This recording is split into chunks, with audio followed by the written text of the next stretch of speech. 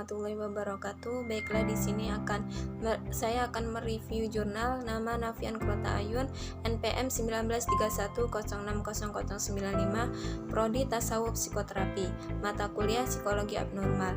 Judul Faktor Psikologis yang Mempengaruhi Kinerja Olahraga, penulis Aswani Bali.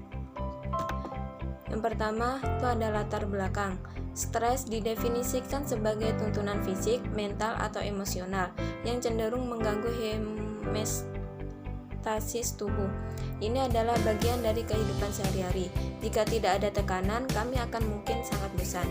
Stres tidak dapat dihindari dalam kehidupan dan olahraga, dan semua aktor pertunjukan, seniman, dan atlet melakukan tugas mereka dengan berbagai tingkatan. Stres digunakan agak longgar. Istilah mungkin berhubungan dengan segala jenis tekanan, baik itu karena pekerjaan seseorang, pekerjaan sekolah, pernikahan, penyakit, atau kematian orang yang dicintai. Denominator umum dalam semua ini adalah perubahan. Kehilangan keakraban merupakan kecemasan dengan perubahan apapun yang dipandang sebagai ancaman.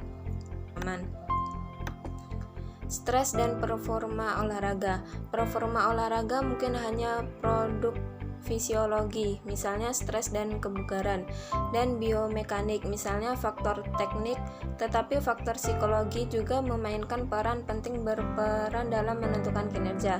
Namun setiap atlet memiliki tingkat stres tertentu, yaitu diperlukan untuk mengoptimalkan permainannya. Setelah itu tergantung pada faktor-faktor seperti pengalaman masa lalu, respon coping genetik.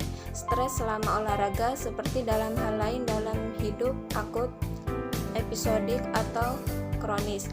Untuk sebagian besar dalam olahraga ini bersifat episodik, baik selama kompetisi pertandingan antara teman atau pertandingan kejuaraan. Sementara stres akut sebenarnya dapat bertindak sebagai tantangan. Jika tidak dimanfaatkan, dapat berkembang menjadi tidak ada stresor episodik yang dapat mempengaruhi seseorang dalam jangka panjang, tetapi juga dapat menghambat permainan seseorang. Selanjutnya, hasil penelitian bagaimana stres mempengaruhi kinerja. Hubungan antara stres dan kinerja telah digambarkan oleh kurva respons stres yang dibuat oleh Nixon P. in 1917. Selain itu, tekanan stresor penting juga memiliki pengaruh pada respons individu terhadap stres. Salah satu efek stres yang paling nyata dalam kehidupan seseorang adalah perubahan kinerjanya.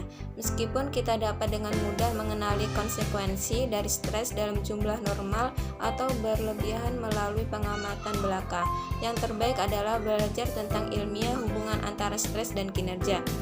Kurva kinerja menjelaskan bagaimana stres mempengaruhi kinerja dalam istilah teoritis. Kurva menunjukkan bahwa ketika tingkat stres meningkat, tingkat kinerja juga meningkat.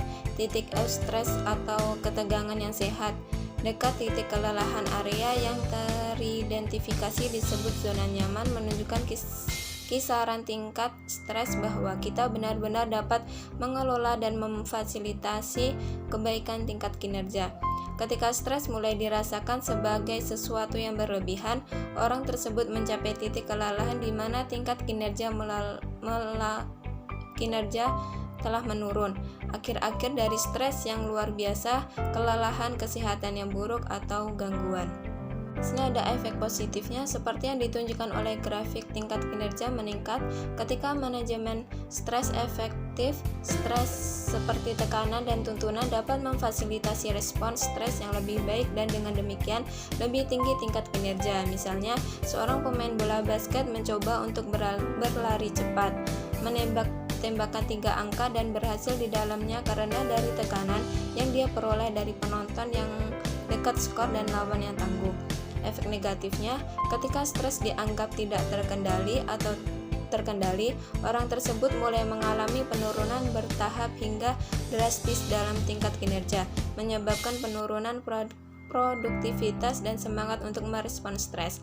Misalnya, tegangan waktu yang sangat ketat diberikan ke kantor pegawai yang harus mengasuh keempat anaknya di rumah dan ibu yang sakit di rumah sakit.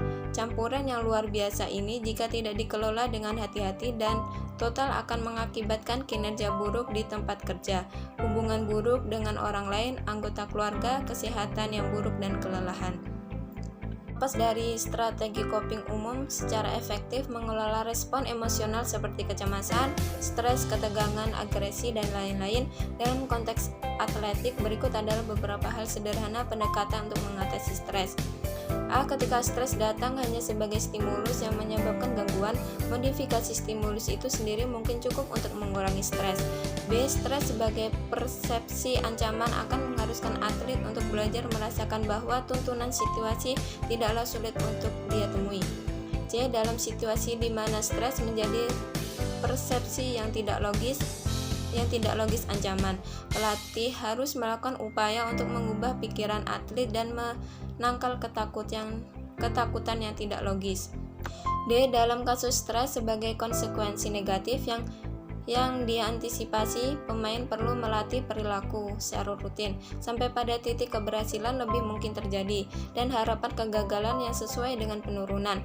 E. Di mana stres terjadi sebagai respons ketegangan otot dalam teknik relaksasi atau biofeedback, bertindak sebagai yang terbaik strategi.